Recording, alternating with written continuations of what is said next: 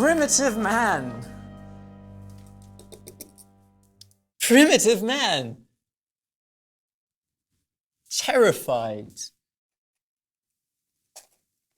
by the phenomena which harried him.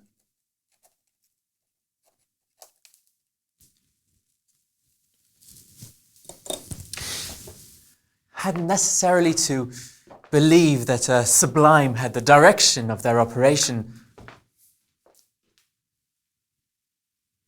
The human mind.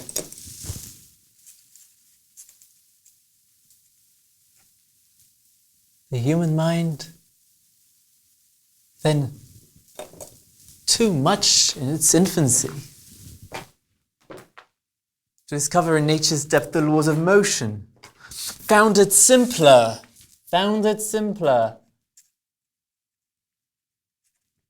to fancy a motor in this nature, rather than to view nature as her own mover, and without considering that it would have to go to more trouble to define this master, rather than searching through nature the cause of what amazed him. He acknowledged this sovereign being and elaborated rituals to worship him.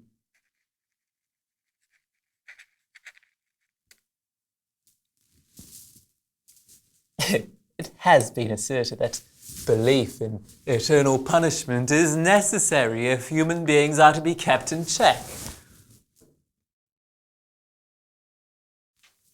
Tirelessly they fill our ears that even if it were a large fib, it would still have its advantages, as it would keep men browbeaten on the path of virtue. I dare say, to the contrary, it is only successful in rendering them insane, wicked, despondent, irritable. Daily experience gives us, does it not, plentiful and convincing proof of the slight effect the fear of punishment has upon those people who believe most staunchly in them. Where does one find more secret crimes committed than among priests and monks? Where does one find more secret crimes committed than among priests and monks? That is, those people who you would think were the most thoroughly penetrated with religious truth.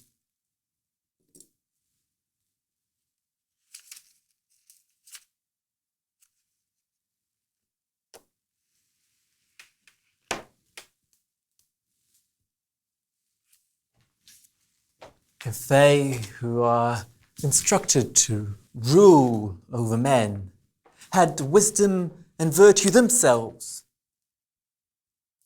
realities and not fantasies, it would enable them to govern better, but scoundrels, quacksalvers, ambitious ruffians, or low sneaks, the lawgivers have ever found it easier to lull nations to sleep than to teach truths to the public.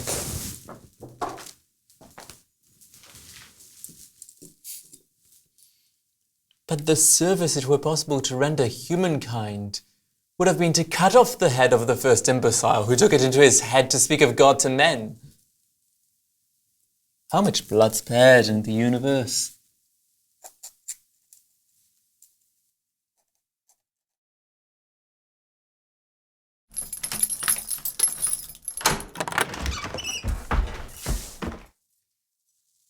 I think it is only too obvious that under the conditions alleged to be necessary to salvation, we are far more likely to be damned than saved. So tell me then, is this your God so loudly vowed to justice to have placed his puny miserable masterpiece in such a position? If it comes out the fate of the greater share of mankind is to be eternally unhappy, an all-knowing God must have known this from the outset. Why then did the monster create us? God was under no obligation to do so, certainly not. And if he did so simply to push man into such a fate, it becomes the foulest of all crimes.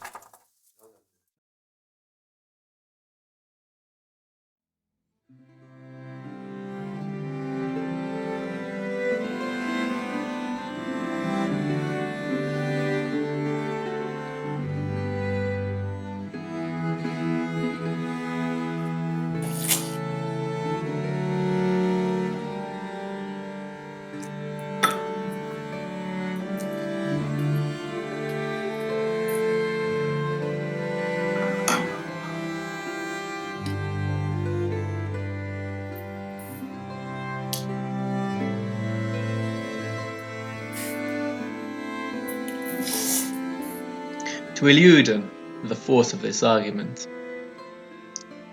partisans of the dogma of eternal damnation affirm that the sore affliction of the reprobate is not arbitrary punishment on God's part. No, it's a natural consequence of sin and the natural order of things.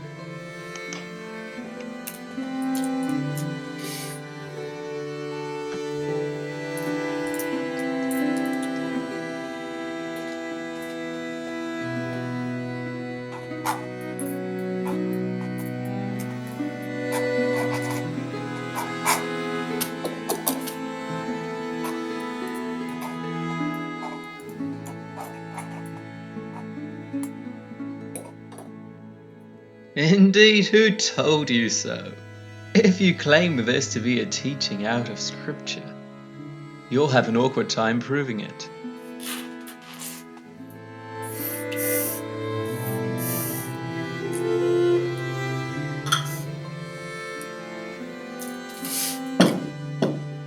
And if you manage to pass across a single passage which seems to go in your direction, oh, the length you will have to go to in order to convince me of the accuracy, holiness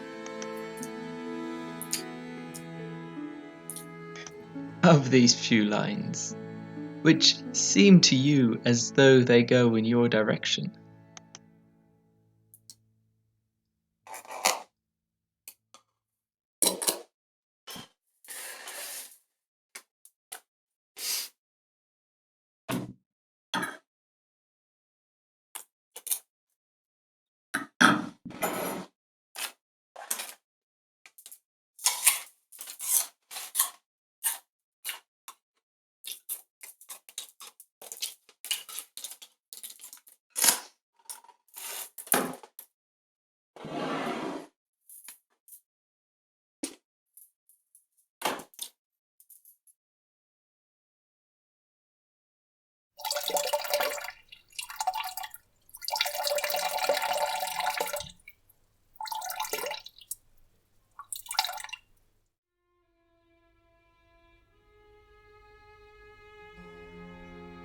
Oh, miss. Sorry.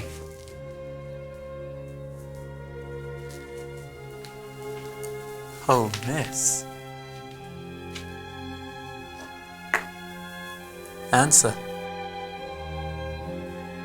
Would someone full of loving kindness plant in his garden a tree which produces delicious but poisonous fruit?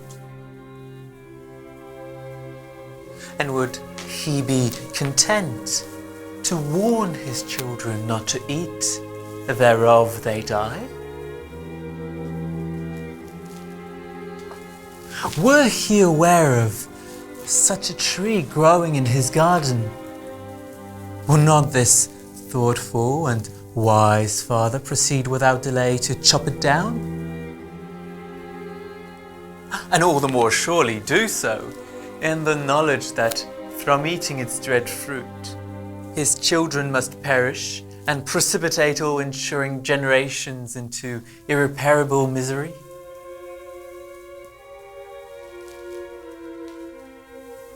But God knows that man shall doom himself and his posterity if he bites into the apple.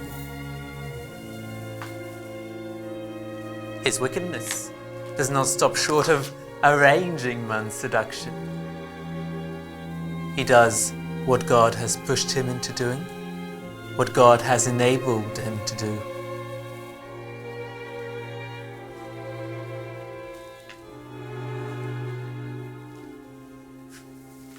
And behold him now, fallen and cursed forever.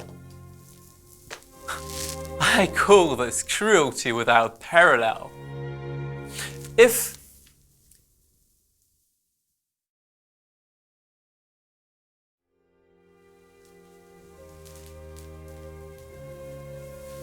you insist upon having God as the basis for your religion, at least endeavor to compose a flawless God. If not, every right-thinking and decent person finding it a great deal simpler not to believe in God at all,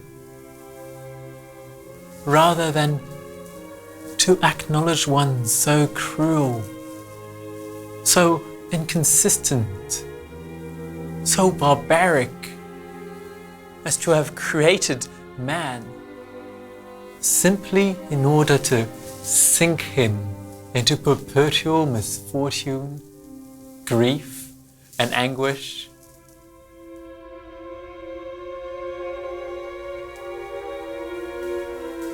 May I?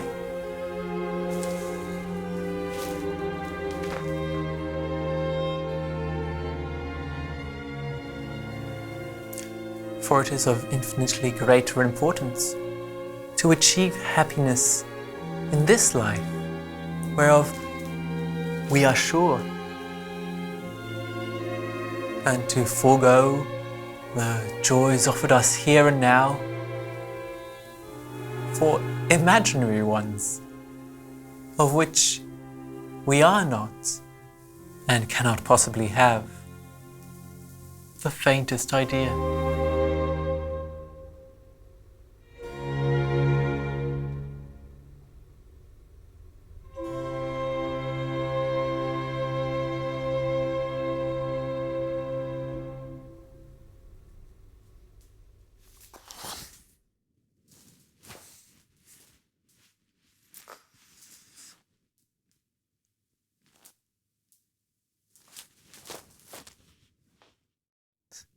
Ask a Christian. That is to say, an imbecile, because it belongs only to an imbecile to be a Christian. Ask them, what is the origin of the world? They will answer that it is God who created the universe. Ask them now what God is. They do not know. What it means to create a universe, they have no idea.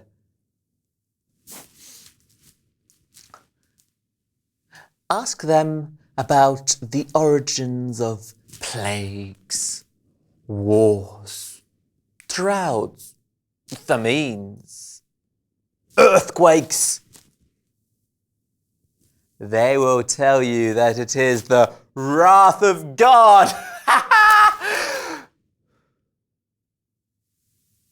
But what can we do in the face of so many evils? They will answer with prayers, processions, offerings, sacrifices. But also, why heaven is angry with men? It's because men are mean. But why are they mean? It's because of their corrupt nature. But what is the cause of this corruption?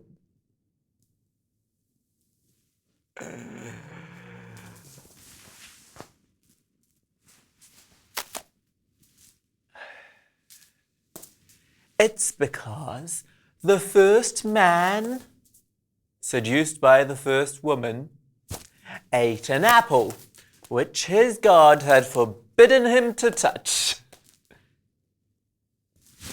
But what made a woman so stupid?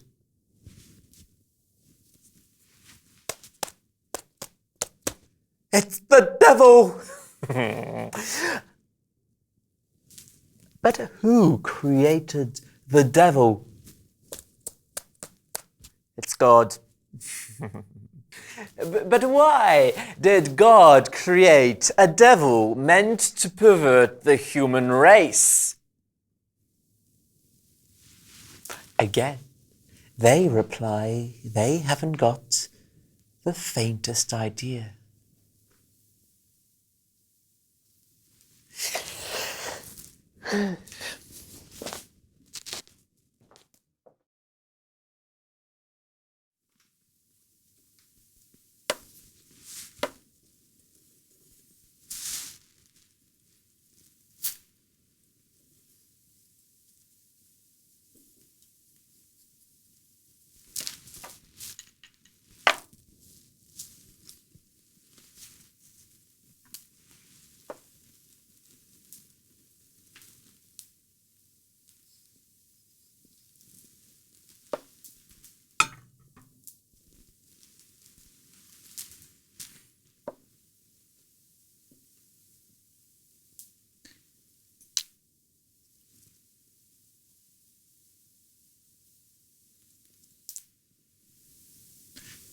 Within this hypothesis, I ask whether the rule, the law, the will, whereby God supervises beings, is of the same nature as our mortal will and power.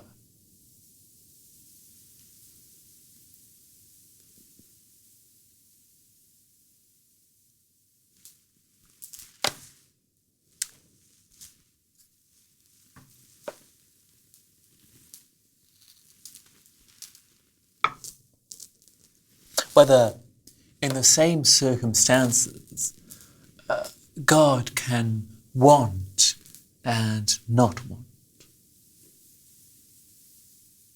Whether the same thing can please and displease him.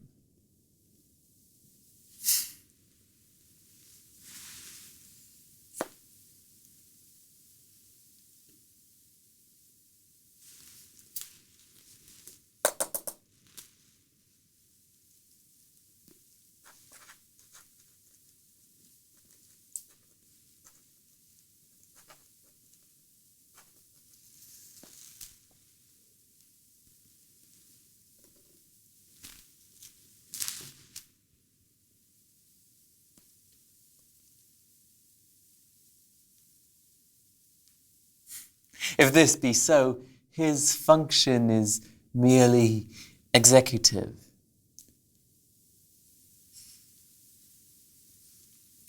He follows instructions and is no longer autonomous. He has no power of his own.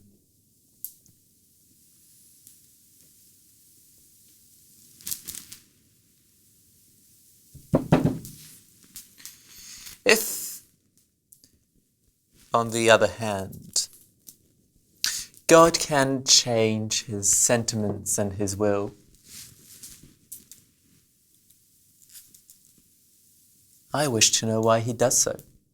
Certainly he must have some motive for changing them. For God to outstrip us in wisdom.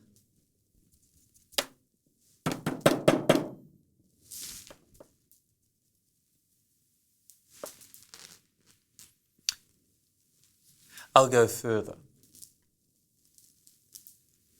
If God knows beforehand that he shall change his mind and his will, why then, since the Omnipotent can do anything, has he not arranged circumstances in order to obviate the need for this mutation?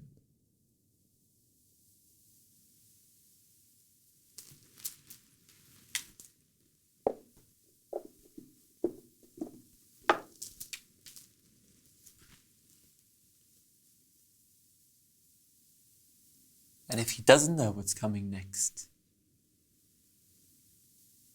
what kind of omniscient God it is who cannot foresee what he's going to have to do next. If God is not free,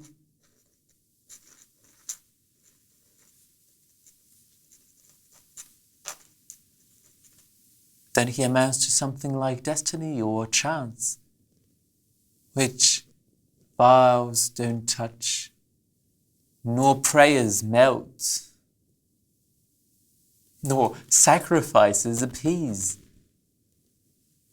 and which you'd better hold in contempt forever, rather than beseech with such little success.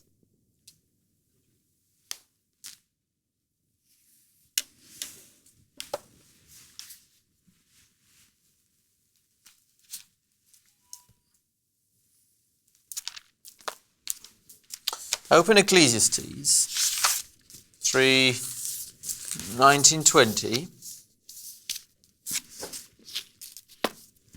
Here is what I see. For that which befalleth the sons of men befalleth beasts. As the one dieth, so dieth the other. Yea, they have all one breath, so that a man hath no preeminence above a beast. All are of the dust, and all turn to dust again. What could be of greater encouragement to the view that denies the immortality of the soul and contests the whole ridiculous dogma of a hell?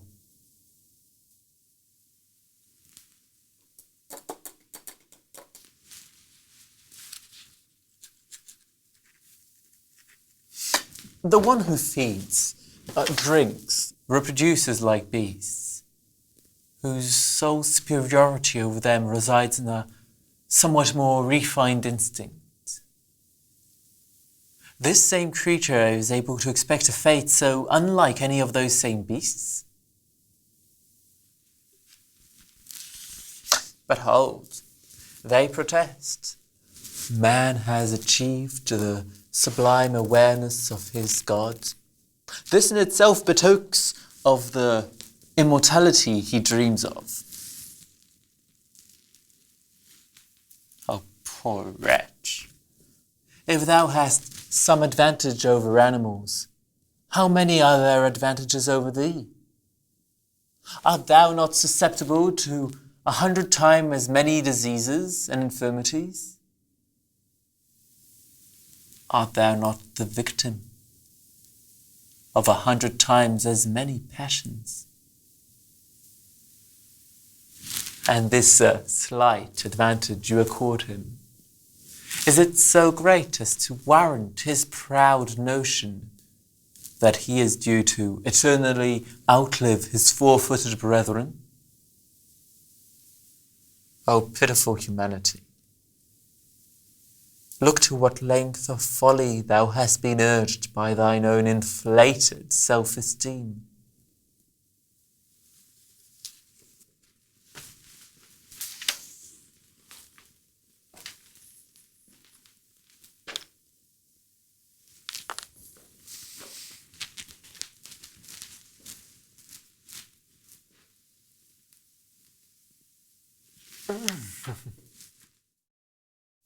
What person can possibly be absurd enough to the point of believing that man is free?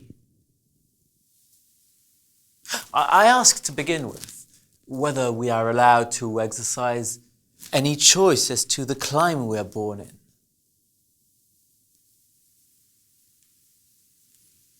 Who can be blind enough to the point of not seeing that our will, having nothing to do with our actions being determined for us, we are responsible for none of them?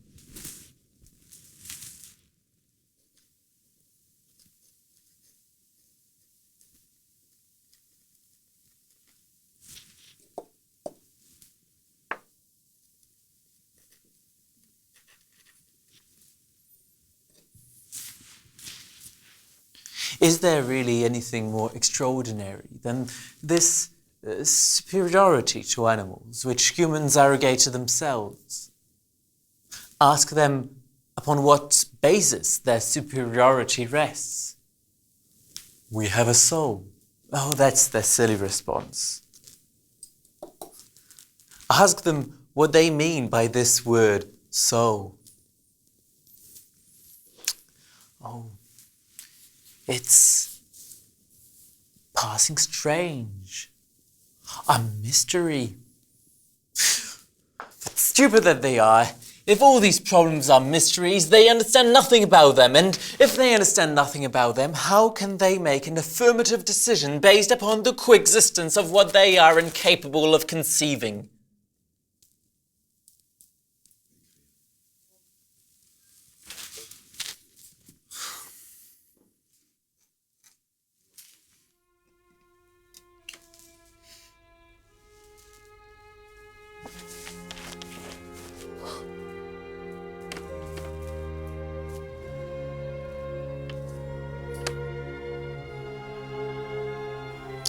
I'll tell you that I'm not aware of having any soul. That I'm acquainted and feel nothing but my body. Which it is my body which feels, which judges, which thinks, which suffers, which enjoys.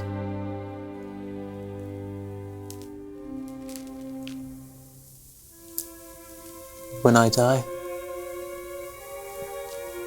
the human frame is no more than an inert mass, unable to produce those movements which, collectively, constituted its life.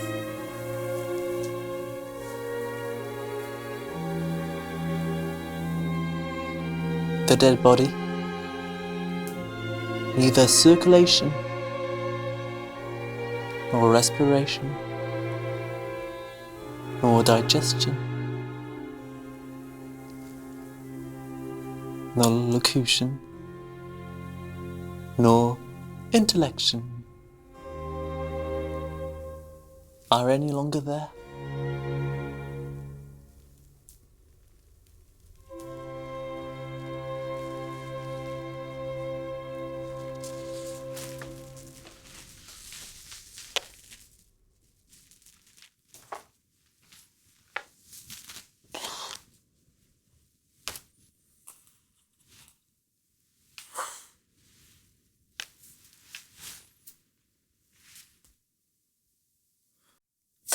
We smile at the naivety of those people who have the custom of burying provisions and victuals alongside corpses. Is it more far-fetched to believe men will eat after death than to fancy they'll eat, amuse themselves, be glad or heavy of heart, when once the very organs required for transmitting and receiving sensations and ideas will have crumbled to bits, and those bits crumble to dust.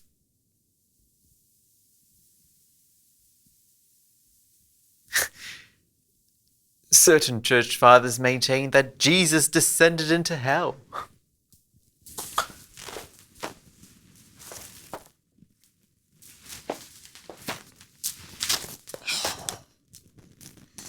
However, research fails to discover, either in the Hebrew or Latin or Greek versions, a single word designating hell in its traditionally accepted version, that is, a place reserved for the torture of sinners.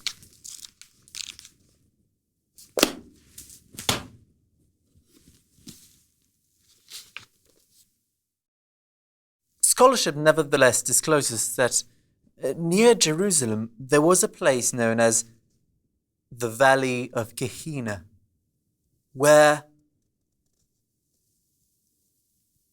on exécutait les criminels et dans laquelle on jetait aussi les cadavres des animaux, where criminals were put to death and into which the corpses of animals were thrown also. It is to this place Jesus refers to in his allegories when he says, Ili cirit fletus et stridor dentium. Il y aura des pleurs et des grincements de dents. There will be a veil of tears. This was un lieu de supplice, un lieu de gêne. And there appears to be no doubt it is to Gehenna he is alluding to in his parables, in his unintelligible speeches.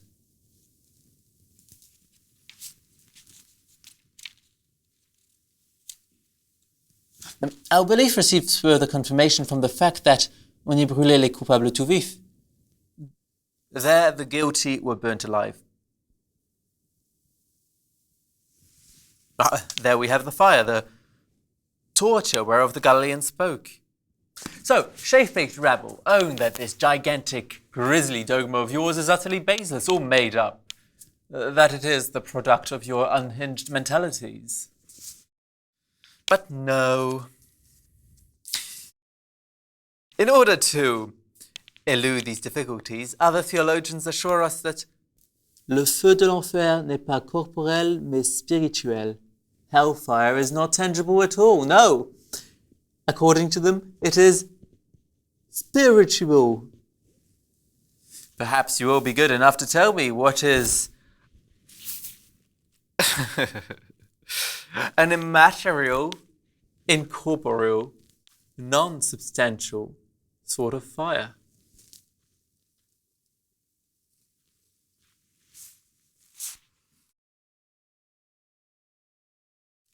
Again, however, we find a few doctors who, hunting for a happy medium, assert that ce feu est en partie spirituel et en partie matériel. This fire is partly spiritual, partly material, which gives us, oh behold, two different sorts of fires in hell. What devices is superstition not driven to resort to as it constructs its sand castles of falsehood?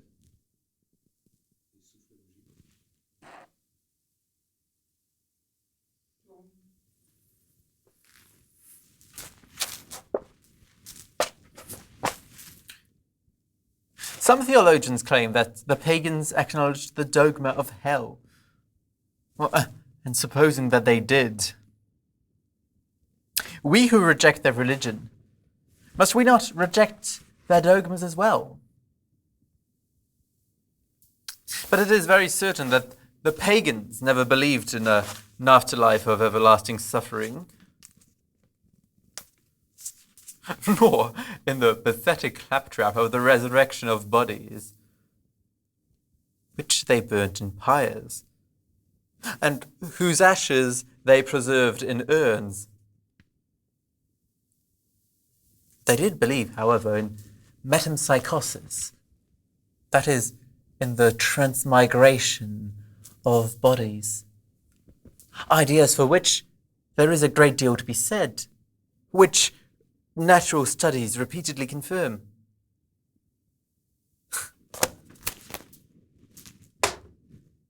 And so we conclude that the puerile dogma of a hell is the fruit of the diseased imaginations of priests, of, that is, those personages who comprise the vilest and most mischievous class in society, who began by fabricating a dreary, disgusting god in their own image, in order for this loathsome dummy to repeat what sorted best with their own interests, and above all, which was most likely to procure them with whores or money, the sole objects ambitioned by that crew of social outcasts, which society would be wonderfully well advised to rid itself definitively.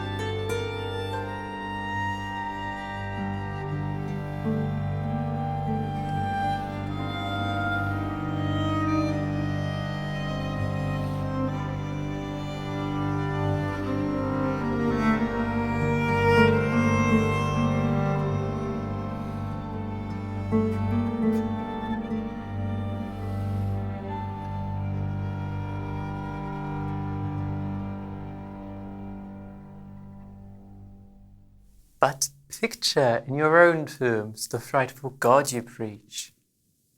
He hath but one son, begot of some passing strange commerce. For as man doth fuck, so hath he willed that his Lord fucketh too.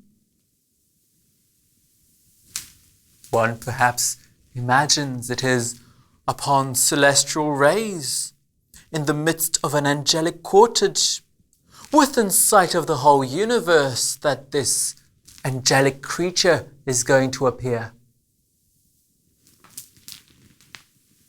No. 'Tis upon the Jewish whore's breast. Behold the worthy extraction that courted this personage.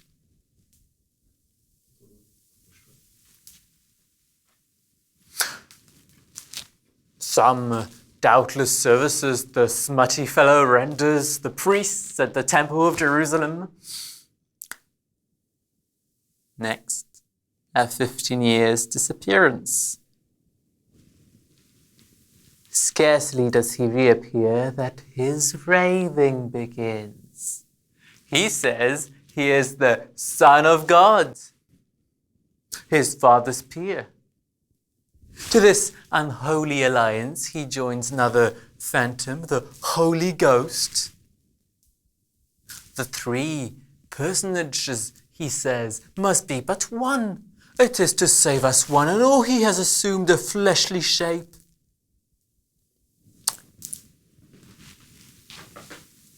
During our ribald supper, the cheat transforms water into wine.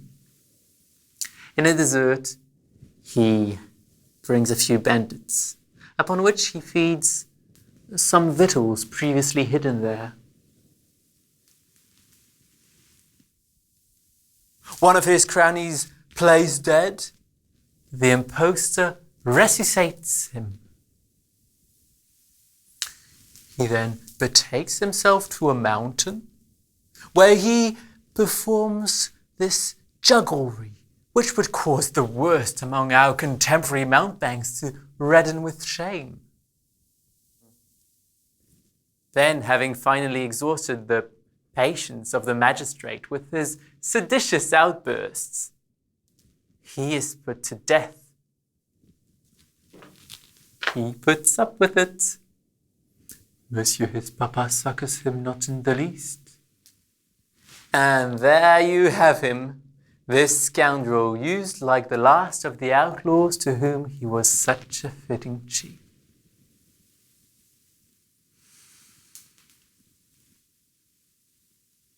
After some time, he reappears. Women, children, bawl out, miracle! But nevertheless, in this town where such prodigies have just been wrought, no one seems to believe in this God at all. Not a single conversion is operated there. Better yet, so little worthy of transmission is the event that no historian alludes to it. Only this impostor's disciple think they have something to gain from the fraud. Men are pleased by any novelty. Wary of the emperor's despotism, the world agrees for a need for a change.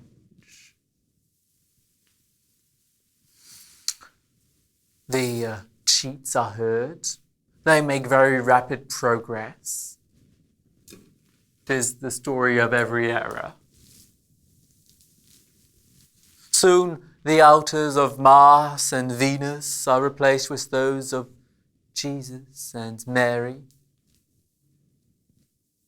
The life of the impostor is published. The insipid fiction finds its dupes. He is attributed 100 things which never came into his head. Weird rites instituted under the rites of sacrament. The most idiotic one of them all is the one whereby a priest has, notwithstanding, with a few magical words, the power to bring God back in a morsel of bread. This same host assimilates, and God Almighty is lugged down to the bottom of the intestines, where he is speedily transmuted into the vilest excrements. But at its very birth, this shameful cult might have been utterly destroyed if one had employed against it the weapon it deserved.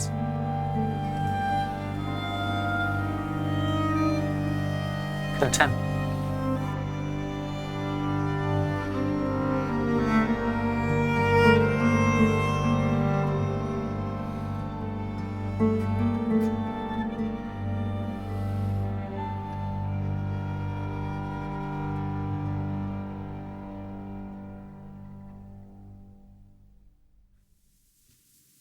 Realizing they have not a single sound argument on their side, these fierce priests are always fully prepared to threaten you.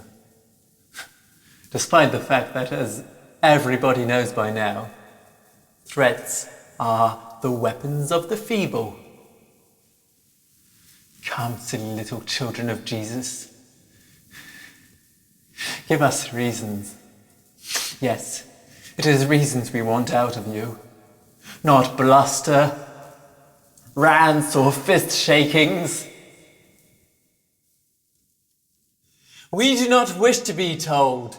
Since you do not choose to believe in these tortures, you are going to feel them. We merely ask, and with this request you cannot successfully comply with. Demonstrate to us that by virtue of which you would have us believe in your fictions. Unanimous consent is alleged, but can it be? When it is impossible to find any two individuals who follow the same line of reasoning about something which is apparently one of the most important things in life. It is by truth we should be ruled, not by the mob.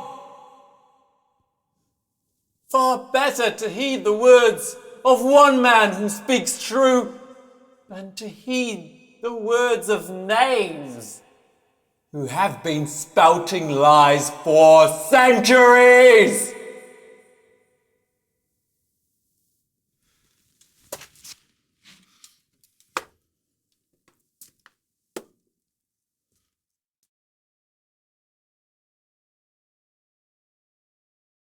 Admittedly, we do not truly understand the connection, the progression, and the sequence of all causes.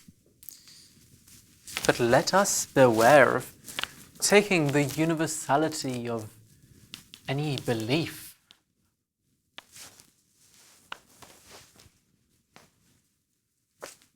for a title in its favor.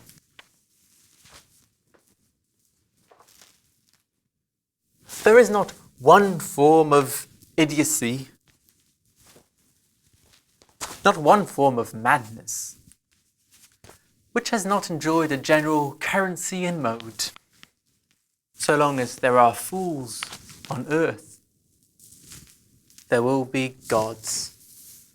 And so long as there are gods, there will be cults, a heaven, etc. etc.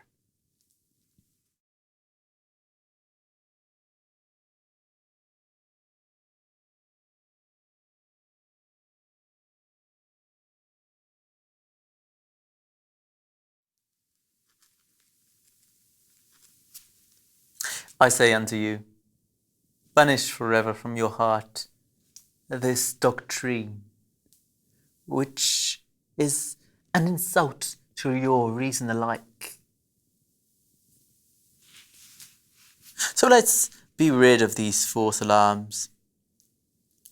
Let's forever have done with the dogmas, the ceremonies, the rites of this abominable religion. We may declare it truthfully. Of all the religions edified by mankind, there is not one which has preeminence above the others, not one which is replete with fables, with lies, not one with the most glaring contradictions.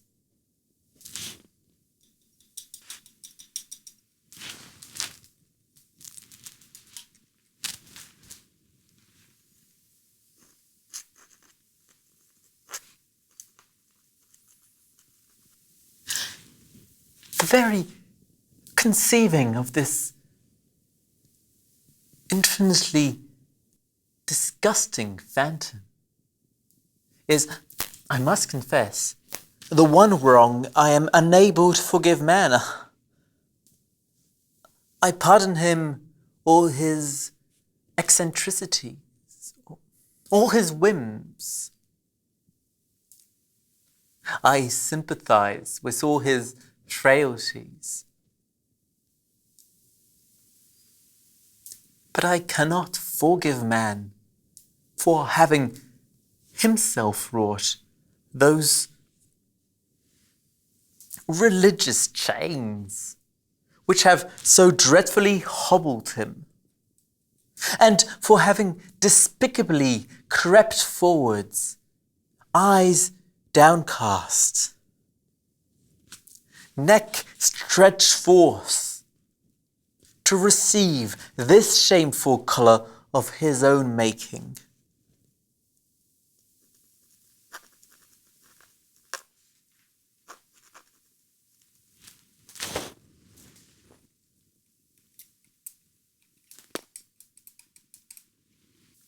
I find, moreover, that these divine laws have, for effect or design, to render human beings unsociable, intolerant, quarrelsome, unjust, and inhuman.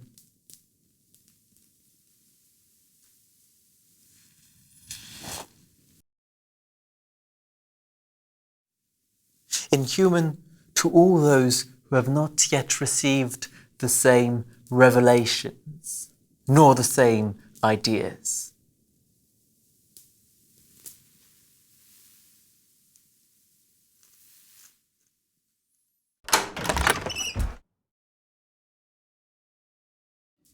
Until those fatal ideas can no longer re-arise, man will know neither peace nor rest on earth, and the threat of religious strife will always be poised over our heads. For mortal man there is but one hell, and that is the folly and wickedness and spite of his fellows.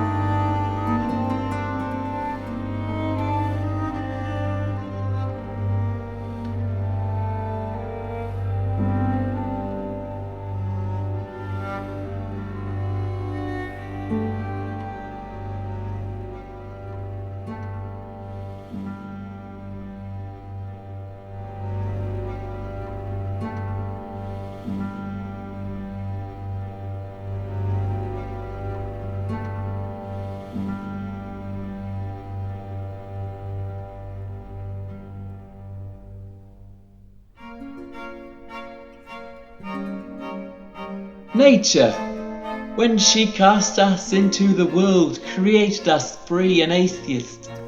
Nothing is more immoral than nature.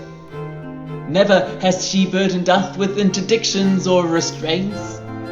Manners and morals have never been promulgated by her. Destruction is the soil and light that renews her, and where she thrives. It is upon crime she subsists. It is through death she lives. A totally virtuous universe could not endure for a minute.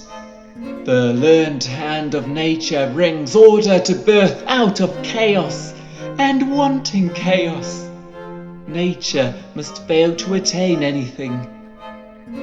Such is the profound equilibrium which holdeth the stars aright in their courses, which suspendeth them in these huge oceans of void, which maketh them to move periodically and by rule. Be courageous. Resign to the order of a fate which decrees that you, along with everybody else, shall sink back into the crucible of nature, soon to emerge again in some other shape. For the fact is that nothing perishes in the womb of this Mother Nature. The elements composing us first decompose, then straightway recompose otherwise in other combinations. I am aware of no drawback in not having any belief at all.